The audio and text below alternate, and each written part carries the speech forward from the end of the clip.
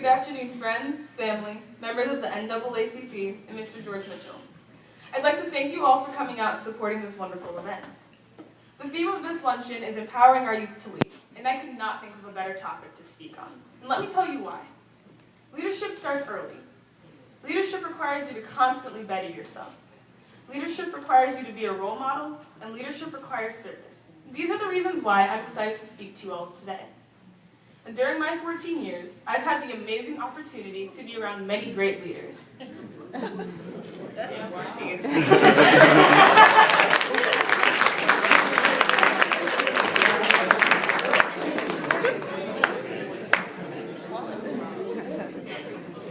I've had the chance to be around leaders who ask great questions, leaders who set great examples, and leaders who strive for the best.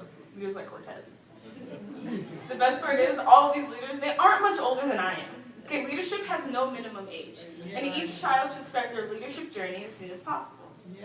For example, when I was 10, my teacher and I started a program that would help benefit our soldiers.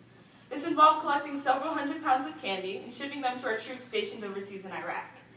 We made flyers, I made announcements over the intercom, and I communicated with teachers to make sure that their students were participating. And I remember that my biggest fear was that the mail truck would be bombed or something would happen and soldiers would never get their candy. However, upon receiving my thank you note, I felt much better.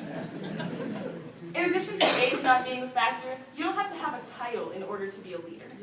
You don't have to be the President of the United States or even captain of the volleyball team. We can all be great leaders by continuing to ask great questions and helping our peers.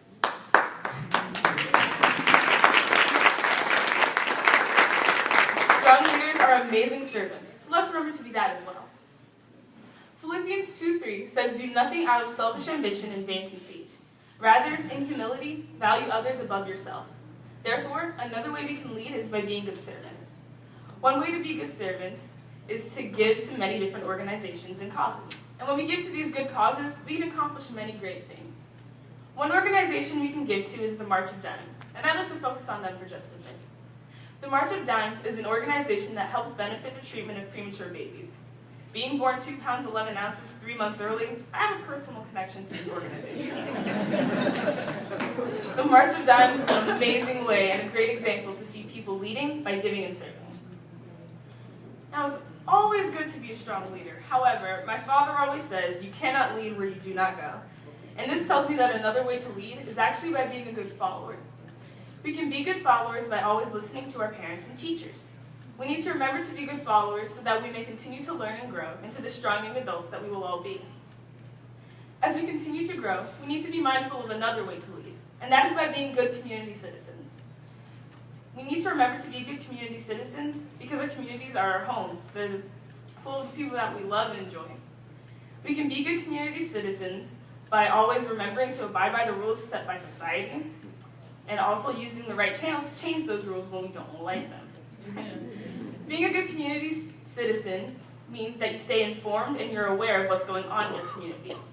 One of the great ways to stay informed is by joining an organization, like the NAACP, who keeps you all informed. Finally, one of the biggest ways to lead is by being a mentor. Our mentors help us learn, grow, and mature into who we are. So if you don't have a mentor yet, I suggest you go out and find one. Our mentors are anyone from our parents, to our teachers, to our coaches, to our friends, anyone who has made a difference in our leadership journey.